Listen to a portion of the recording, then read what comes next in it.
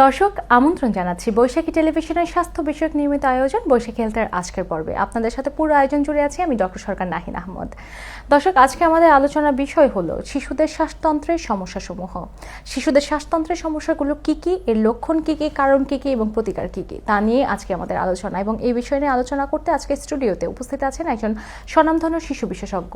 আমাদের সাথে উপস্থিত আছেন ডক্টর মালিহা আলম সিমি, সহকারী অধ্যাপক, শিশু বিভাগ, ঢাকা মেডিকেল কলেজ হাসপাতাল, chamber long life diagnostic and consultation centre limited, Kalabagan, Dhaka. চলে যাচ্ছি ম্যামের কাছে। আসসালামু আলাইকুম ম্যাম, স্বাগত জানাচ্ছি আমাদের আজকের অনুষ্ঠানে। কেমন আছেন? ওয়ালাইকুম আসসালাম, খুব ভালো লাগছে আপনাদের এই আয়োজনের সাথে যুক্ত হতে পেরে। ধন্যবাদ। ধন্যবাদ ম্যাম আপনাকেও। ম্যাম, আজকে আমাদের যে আলোচনার বিষয় যে শিশুর শ্বাসতন্ত্রের সমস্যাসমূহ। ম্যাম, প্রথমে আপনার কাছে জানতে চাইবো যে শ্বাসতন্ত্র বলতে আমরা কি বুঝি?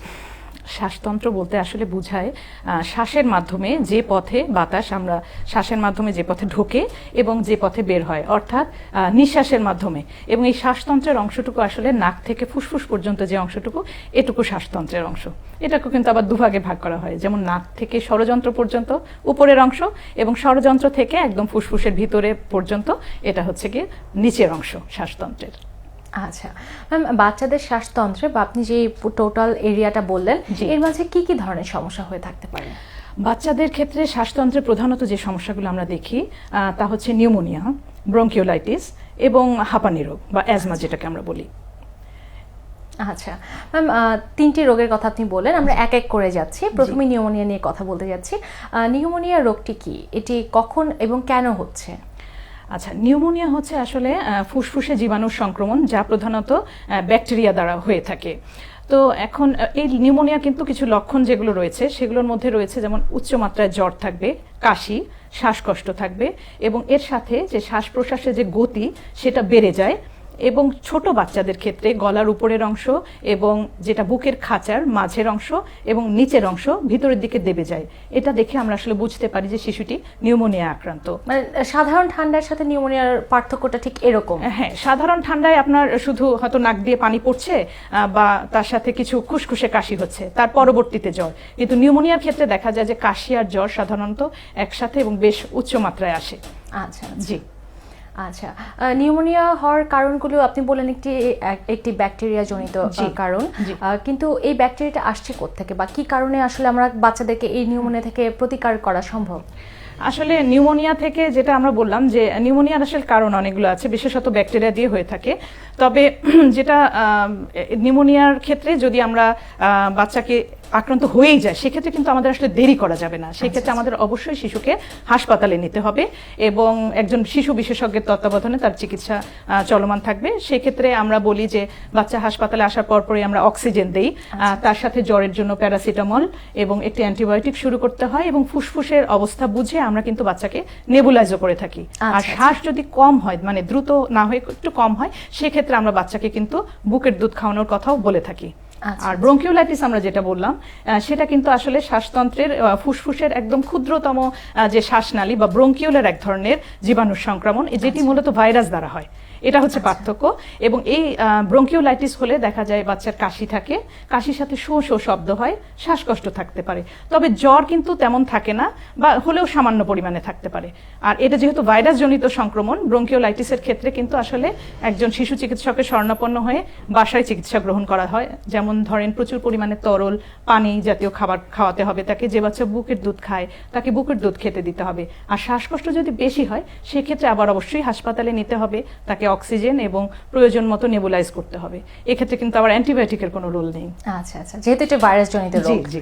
ম্যাম, তাহলে আমি যদি সামারাইজ করতে যাই তাহলে হচ্ছে নিউমোনিয়া একটি ব্যাকটেরিয়া জনিত রোগ এবং ব্রঙ্কিওলাইটিস হচ্ছে ভাইরাস জনিত রোগ। নিউমোনিয়া টোটাল ফুসফুসের একটি রোগ, আর ব্রঙ্কিওলাইটিস হচ্ছে ফুসফুসের ক্ষুদ্রতম এককের রোগ। জি। আচ্ছা ম্যাম, তাহলে এই রোগগুলো কি আসলে আমরা যেরকমটা শুনে থাকি যে বেশি আইসক্রিম খেলে কিংবা বেশি ঠান্ডা খেলে নিউমোনিয়া হয়ে যাবে, এই ধারণাটি কতটুকু সত্য? না, ব্যাপারটি আসলে সেরকম না যে একদম বেশি ঠান্ডা খেলে বসেন। এটা যেহেতু জীবাণু সংক্রমণ, এটা যে কোনো অবস্থাতেই হতে পারে। বাচ্চার শরীরে যদি অপুষ্টি শিকার থাকে বা বাচ্চার শরীরে রোগ প্রতিরোধ ক্ষমতা কম থাকে বা এমন এনভায়রনমেন্টে সে যাচ্ছে যেখানে হয়তো জীবাণু সংক্রমণ বেশি, সেই ক্ষেত্রে তার শরীরে আসতেই পারে। এখানে আসলে ঠান্ডা সাথে কোনো সম্পর্কিত নয়। যদি কিছুটা সম্পর্ক থাকে সেটা একটা হাঁপানি রোগের কথা আমরা বলেছিলাম যে এটিও অ্যাজমা রোগ। অনেকে তো বলেন যে অ্যাজমা বাচ্চাদের হয় নাকি, আসলে তো অ্যাজমা বড় ছোট সবারই হতে পারে। এটা আবার এক ধরনের ফুসফুসের এমন এক ধরনের অসুখ যেখানে আপনার শ্বাসনালীগুলো বারে বারে প্রদাহ হওয়ার কারণে শ্বাসনালীগুলো সংকুচিত হয়ে যায় এবং সংকুচিত হয় এবং সেই সংকুচিত শ্বাসনালীতে কিন্তু কফ বা শ্লেষা জমা হয়। অর্থাৎ তাহলে কি হয়, শ্বাসনালীগুলো বন্ধ হয়ে যায়। সেক্ষেত্রে কিন্তু শ্বাসকষ্ট দেখা যায়, অনেক সময় বাচ্চার বুকে ব্যথা হয় এবং কাশি আরম্ভ হয়।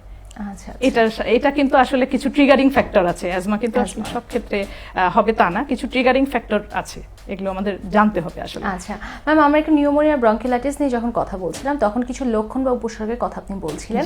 এই লক্ষণগুলো ঠিক কতদিন দেখা দিলে একজন বাবা মা তার বাচ্চাকে নিয়ে ডক্টরের শরণাপন্ন হবেন?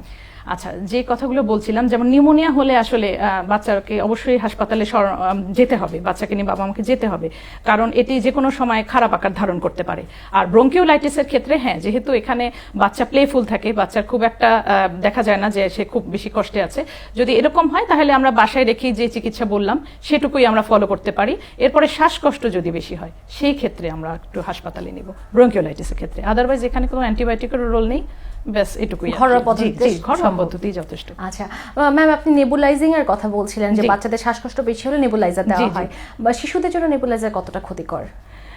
না, নেবুলাইজারের সম্পর্কে অনেকেরই ভ্রান্ত ধারণা আছে যে একবার বুঝি নেবুলাইজ করলে সারা জীবন নেবুলাইজ করতে হবে, কিন্তু ব্যাপারটা এরকম না।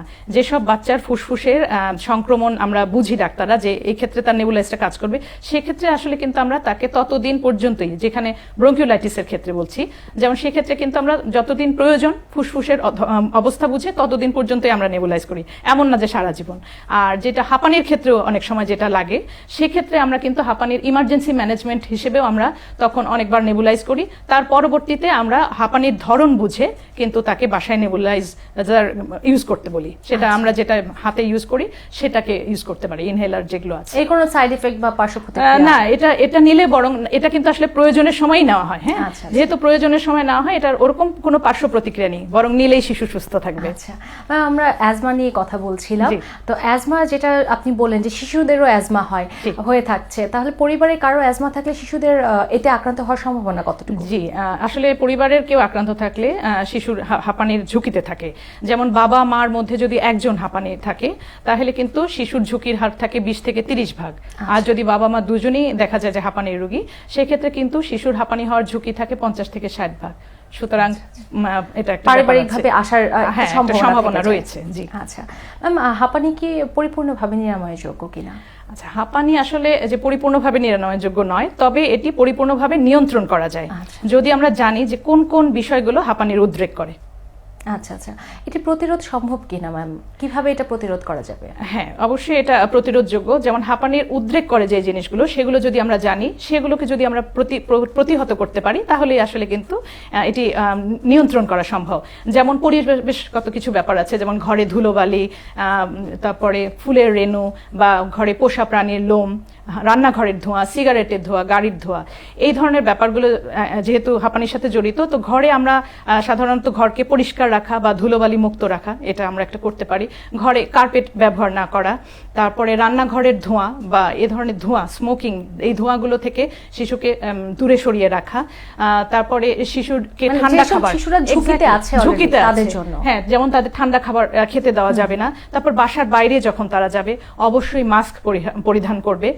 এই ব্যাপারগুলো আসলে যদি আমরা মেনে চলি তাহলে আসলে এটাকে পরিপূর্ণভাবে নিয়ন্ত্রণ করা সম্ভব। এরপরেও যদি ইনহেলার ব্যবহারের প্রয়োজন হয়, সেটাও চিকিৎসকের পরামর্শ অনুযায়ী যদি গ্রহণ করে, ভালো থাকবে বাচ্চা। আচ্ছা ম্যাম, আমরা আমাদের অনুষ্ঠানে একেবারে শেষ পর্যায়ে চলে এসেছি। শেষ পর্যায়ে যদি আপনার দর্শকদের উদ্দেশ্যে কোনো পরামর্শ থেকে থাকে, তাদের বাচ্চাদের শ্বাসকষ্ট হলে কিংবা শ্বাসতন্ত্রের কোনো সমস্যা হলে ঠিক কিভাবে তারা কোন ডাক্তারের কাছে শরণাপন্ন হবে বা কি করা উচিত? আচ্ছা, আসলে শিশুদের শ্বাসতন্ত্রের সমস্যা একটি অতি কমন সমস্যা, এবং এই সমস্যা নিয়ে বেশিরভাগ বাবা মারা আমাদের কাছে আসেন। যদি আমরা আজকে যেসব নিউমোনিয়া লক্ষণের কথা বলেছি, এই ধরনের লক্ষণগুলো দেখা দিলে কিন্তু অবশ্যই চিকিৎসকের শরণাপন্ন হতে হবে। আর হাঁপানি রোগের ক্ষেত্রে যেটা আমরা বলে থাকি যে যদি এটা দেখা দেয় এবং বাচ্চা যদি একেবারেই দেখা যায় যে বাচ্চা নীল হয়ে যাচ্ছে, হাঁপানি রোগ আপনি জানেন বাচ্চার আছে, নীল হয়ে যাচ্ছে বা একেবারেই কথা বলতে পারছে না, তখন অবশ্যই অতি দ্রুত চিকিৎসকের শরণাপন্ন হতে হবে এবং যেসব পন্থা অবলম্বন করলে হাঁপানি রোগ প্রতিরোধ করা সম্ভব হয় বা নিয়ন্ত্রণে রাখা সম্ভব হয় সেগুলো অবশ্যই মেনে চলতে হবে। ধন্যবাদ ম্যাম আমাদেরকে আপনার এত মূল্যবান সময় থেকে কিছুটা সময় দেওয়ার জন্য। ধন্যবাদ আপনাকে। ধন্যবাদ ম্যামকে। দর্শক, এতক্ষণ আমরা শুনছিলাম শিশুদের শ্বাসতন্ত্রের বিভিন্ন সমস্যা এবং তার লক্ষণসমূহ কী কী, কারণগুলো কী কী এবং তা প্রতিরোধ করার উপায় কী কী। দর্শক, আপনাদের শিশুদের মাঝে যদি এর কোনো লক্ষণ প্রকাশিত হয় তাহলে কাল বিলম্ব না করে চিকিৎসকের শরণাপন্ন হবেন এবং সঠিক সময় সঠিক চিকিৎসা গ্রহণ করে সুস্থ থাকবেন। আমরা আমাদের অনুষ্ঠানে একেবারে শেষ পর্যায়ে চলে এসেছি, বিদায় নিতে হচ্ছে আজকের মতো। আগামী পর্ব দেখার আমন্ত্রণ জানিয়ে বিদায় নিচ্ছি আমি ডক্টর নাহিন। সুস্থ থাকুন, ভালো থাকুন, বৈশাখী টেলিভিশনের সাথেই থাকুন।